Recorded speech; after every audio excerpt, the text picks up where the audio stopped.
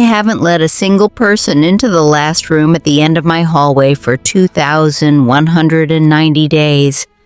To my friends, it's just the guest room. To my daughter, it's the blue room. The one with the quilt she picked out at a flea market the summer before she left for college. To me, it is something I don't have a clean word for. A graveyard, maybe. A held breath. A door I have walked past every single day for 6 years without once turning the handle. I counted the days once. Late at night when I couldn't sleep. 2,190. I stood in the dark hallway doing the arithmetic on my fingers, and when I arrived at that number, I didn't feel shocked. I felt ashamed. If you have a room like that right now, a door you walk past quickly, a space you've stopped letting yourself think about, I want you to stay with me today, because what happened to me last spring is the thing I wish someone had told me years ago. The room had been our guest bedroom for a long time, a cheerful little space with morning light and a blue quilt. When my daughter Sarah was young, her school friends slept there on weekend visits. When my sister came from out of town, that was her room.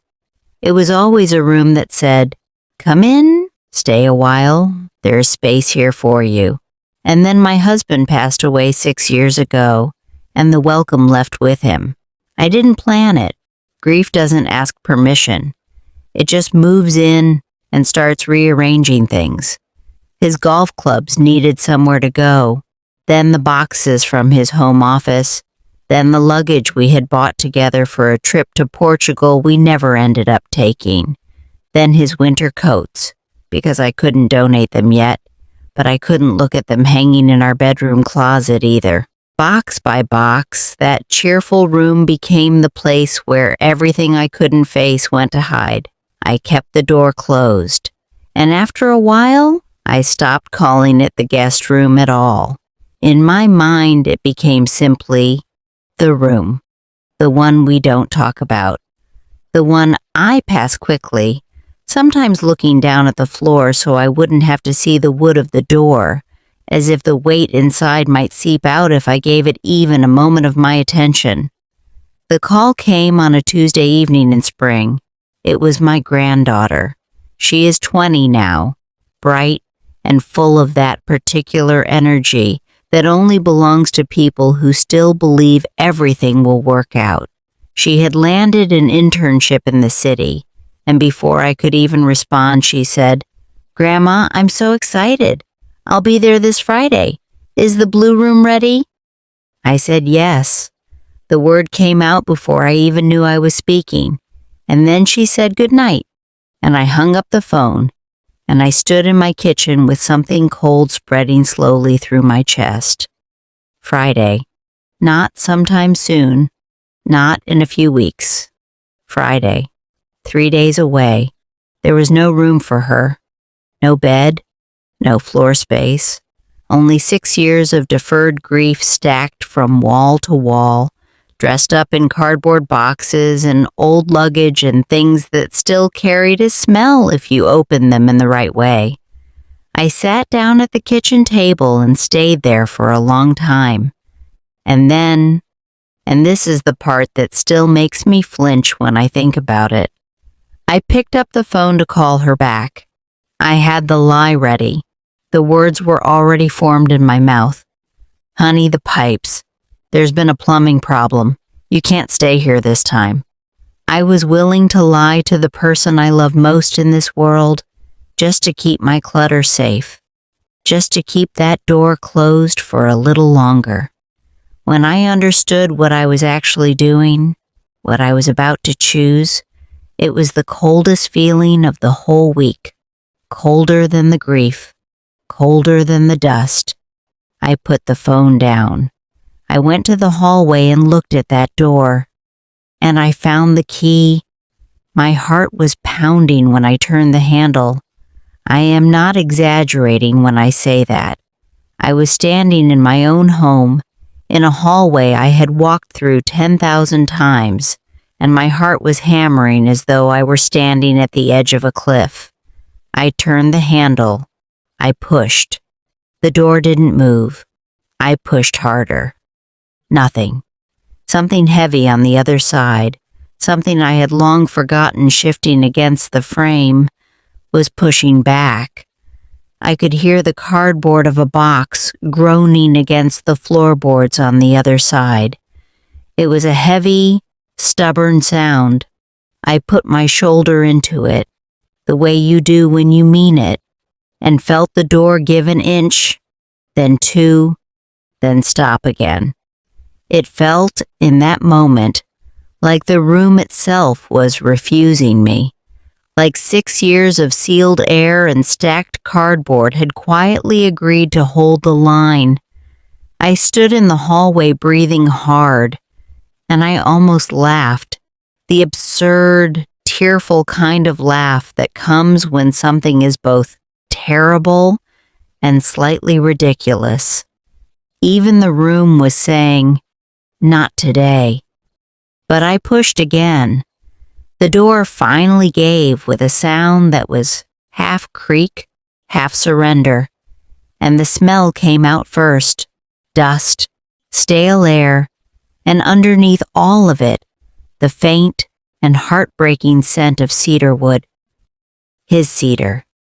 The blocks he always kept in the closet because he said moths were a personal insult to a well-dressed man.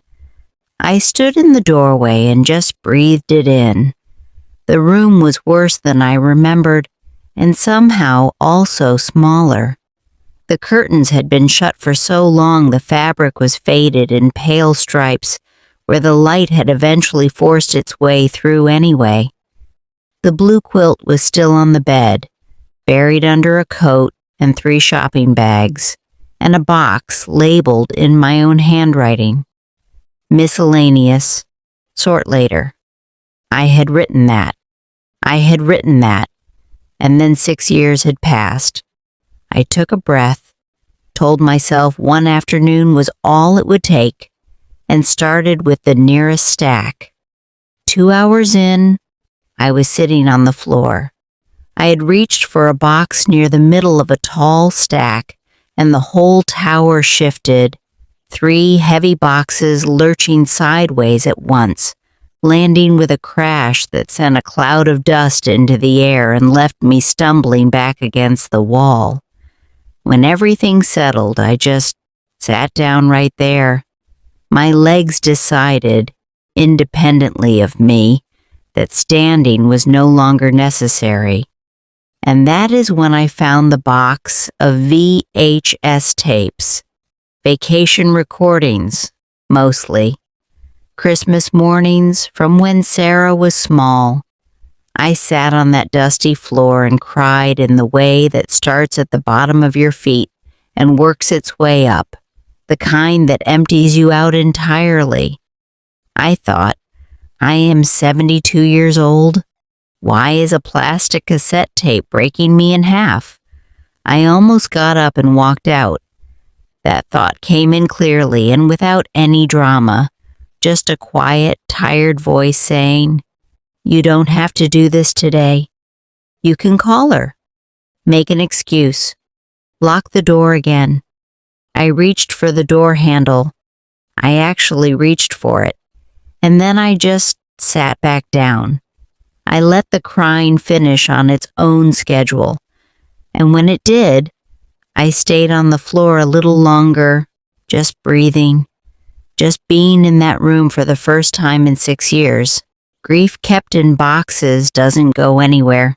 It just waits. And waiting doesn't hurt the grief.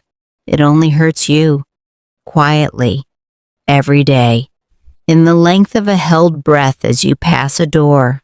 I didn't finish the room before she arrived on Friday. I only managed to clear a narrow path to the bed and shake the dust off that blue quilt. That was all I had in those 72 hours. 1 narrow path, 1 clean quilt, and the curtains finally pulled open.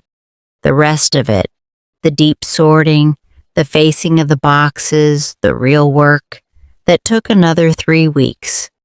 Most days I could only manage an hour before I needed to stop, not just physically, but in the deeper way that means your heart has had enough for one day. Some mornings I went in, moved a single bag to the hallway, made myself a cup of tea, and called it enough. Because it was enough. It was more than enough. There were days my chest would tighten the moment I stepped into the hallway, before I even touched the door.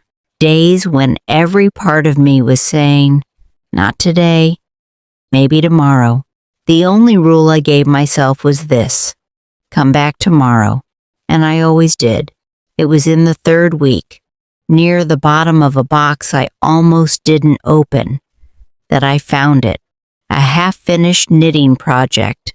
A small yellow blanket he had started for our granddaughter when she was still a baby, though he would never have admitted to anyone that he knew how to knit.